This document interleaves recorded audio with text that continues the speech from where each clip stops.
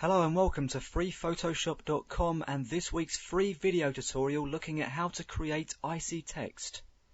I'm going to start off by creating a new document by hitting Control or Command N on the keyboard, and I'm going to name this document Ice Text, and then I'm going to select a web preset of say 640 by 480 pixels with a white background, and then just check the rest of your options to make sure they're the same as mine and hit the OK button.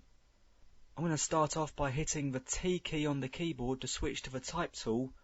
Then we'll need to go ahead and select a font, and for the sake of this demonstration I'm going to choose Impact and make sure the size of the font is set to 72 points. Then I'm just going to click at the center of the document and type freephotoshop.com. By the way, it doesn't really matter about the color at this stage, just as long as it's not matching the background color so you can see what you're typing. Now I'm going to hit the Enter key on the numeric keypad, and if you press the main Enter or Return key, you'll end up moving the cursor down a line as you would in a standard word processor, so make sure that you use the Enter key on the numeric keypad. Now I'm going to hit the V key to access the Move tool, and then just drag the text to the center of the image. It doesn't have to be exact at this stage. That will do us just fine. Now I'm going to come up here to the Filters menu and select Noise, and then choose the Add Noise command, or the Add Noise filter I should say. Now because we're attempting to add a pixel-based effect onto what is effectively a vector-based shape, we're going to be prompted to rasterize the text before we proceed. And that means, of course, that we will lose the ability to edit the text. So make sure that you've got your spelling and formatting as you like it. And don't worry about the color, as I say, at this stage. We're going to be working on that a little later on in the video. I'm going to click OK to accept the rasterization. I suggest you do as well. I'm going to select a noise percentage here of 150, and then make sure we have uniform turned on and monochromatic turned off. Then click OK. Next I'm going to hit Control or Command E on the keyboard to merge all of the layers over here in the Layers palette to just one single solitary layer. Next I'm going to come back up here to the Filters menu, and from the Pixelate sub-menu I'm going to select the Crystallized Filter. Here I'm going to choose a cell size of 3 and then hit OK to accept that value. Now I'm going to come up here to the Filters menu, select the Stylize option this time, and then choose the Find Edges filter. And we don't get any options with that one. We're just applying one helping of the command. Next we need to soften things up just a touch, so we'll come back up to the Filters menu, select the Blur sub-menu this time, and choose the old but reliable Gaussian Blur filter. And I'm going to go ahead and select a radius value here of 1 pixel, and then hit OK. Okay, things aren't looking so much icy at the moment, but they are looking more random, so we're doing good. Next I'm going to come up here to the Image menu. I'm going to select Rotate Canvas, and then I'm going to choose 90 degrees clockwise. And I'm also, while I'm here, going to hit Control or Command I to invert the image. Next I'm going to come up to the Filters menu, select the Stylize sub-menu this time, and then choose the Wind filter. And the reason we rotated the canvas is because the Wind filter is only capable of applying its effect from left or from the right. So first make sure the wind is selected, and then make sure it's blowing from the right, which is what we're looking for.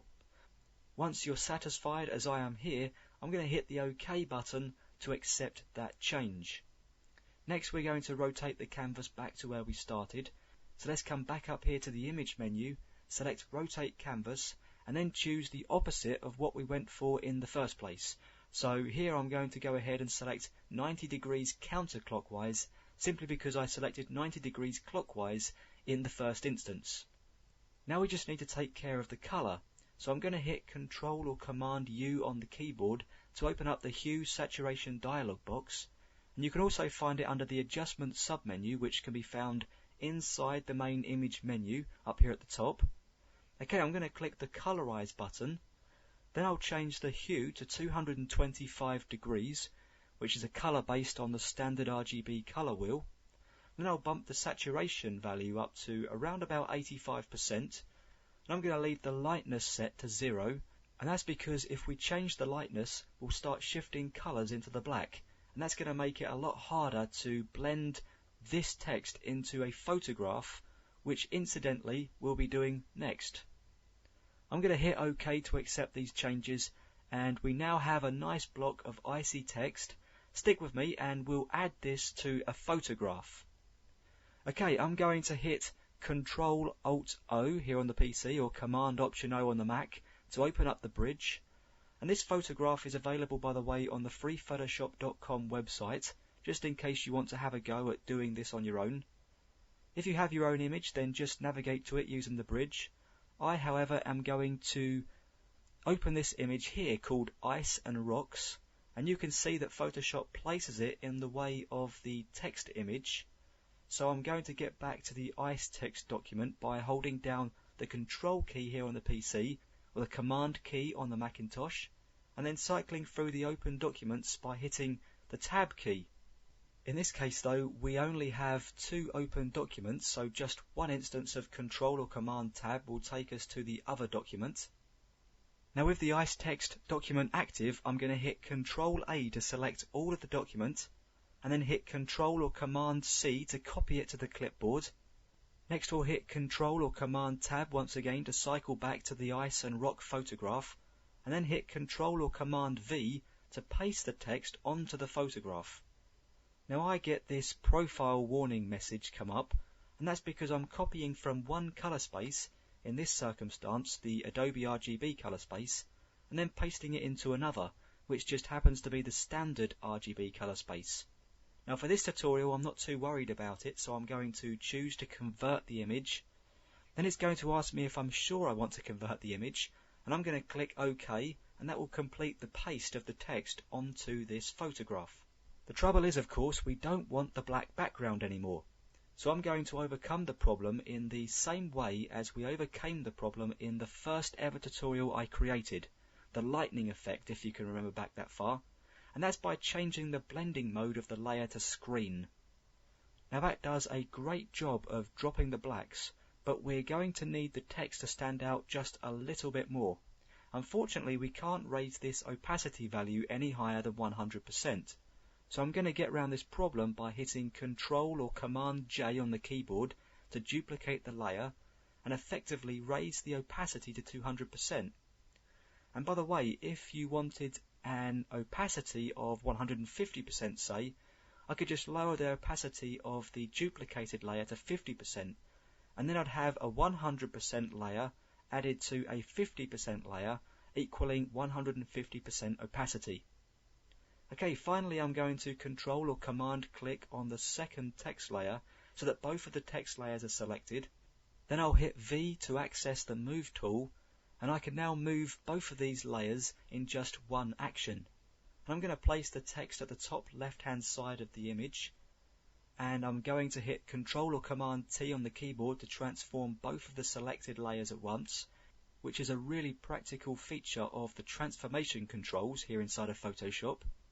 Now I can hold down the Shift key to constrain the proportions of the transformation, and then just drag the bounding box around until we get the text in the top left corner of the document, and that looks pretty good there.